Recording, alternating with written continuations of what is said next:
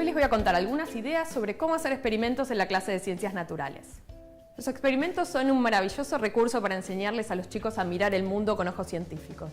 Por un lado, porque les permite estar en contacto directo con los fenómenos ahí vivitos y coleando. Pueden explorar, observar, sacar conclusiones. Por otro, porque son una gran herramienta para enseñar capacidades de pensamiento fundamentales para la vida, desde preguntar, formular hipótesis, debatir con otros, recolectar datos, ver qué nos dice esa información sobre el mundo. Pero para que cumplan estos propósitos, los experimentos tienen que tener algunas características fundamentales. La primera característica, y yo creo que es la más importante, es que el experimento tiene que tener una pregunta a responder. Tenemos que, con ese experimento, respondernos un interrogante. Tiene que haber una pregunta investigable. Y esto es súper importante porque muchas veces caemos en la trampita de contarles a los chicos el final de la historia antes de tiempo. Contarles que el asesino es el mayordomo antes de que hayamos hecho el experimento. Hace un tiempo hicimos una investigación con muchos docentes de todo el país y les consultábamos, bueno, ¿cuál es el sentido de hacer experimentos en clase? Y lo que nos decían es que los experimentos se hacen para ilustrar algo que ya conté, o para demostrar, o para corroborar.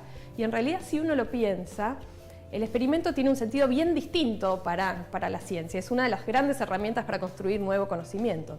Un científico hace un experimento para averiguar algo que no conoce, para responderse una pregunta. Llevar ese espíritu a la clase con preguntas frescas que los chicos puedan responder es fundamental. Y les voy a dar un ejemplo que se puede adaptar a chicos de distintas edades, súper sencillo y fácil de hacer. ¿Cómo varía el pulso, la frecuencia cardíaca cuando hacemos ejercicio? ¿Varía lo mismo si saltamos, corremos o caminamos? La segunda cosa que tenemos que tener en cuenta una vez que ya tenemos la pregunta investigable es dar espacio para que los chicos puedan pensar cómo le van a responder. Dar espacio para planificar juntos el diseño experimental, o por lo menos algunas partes. Por ejemplo, algo fundamental.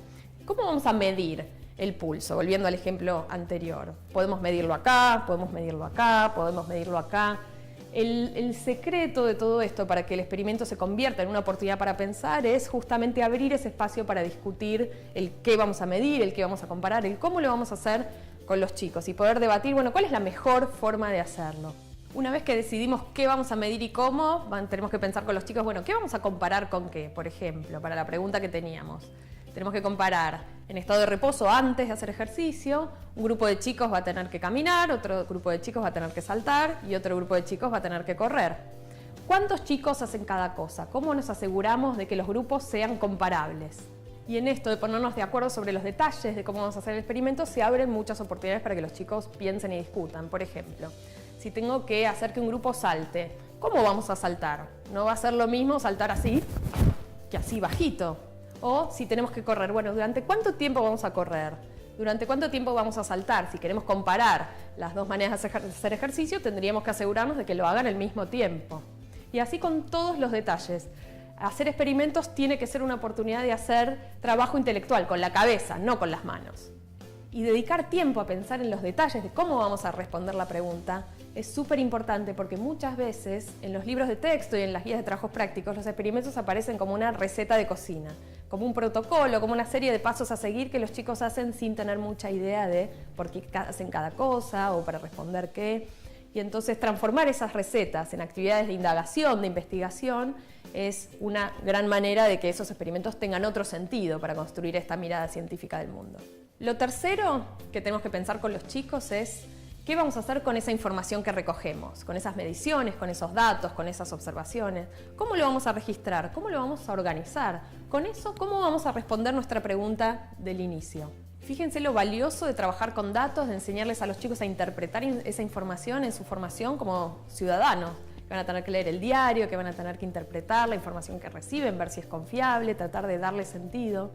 Y lo lindo de los experimentos es que al volver a la pregunta inicial y mirar lo que obtuvimos, siempre se abren un montón de preguntas para seguir pensando. En esta que contábamos, por ejemplo, si encontramos que hacer ejercicio físico aumenta nuestras pulsaciones, podemos hacernos un montón de otras preguntas. Por ejemplo, ¿será lo mismo para chicos que son más sedentarios versus otros que hacen gimnasia más frecuentemente? ¿Será lo mismo para un adulto versus un niño? ¿Pasará lo mismo si el ejercicio físico es mucho más intenso versus menos? Hay un montón de preguntas que son chiquitas a veces, pero que se pueden contestar ahí, aquí y ahora. Son preguntas investigables que abren el camino para seguir explorando. Y recién ahí ese será un buen momento para ir a los textos o a ir a las explicaciones más teóricas, tratar de entender los porqués, sistematizar lo que aprendimos, profundizar, ponerle nombre técnico, dar más ejemplos.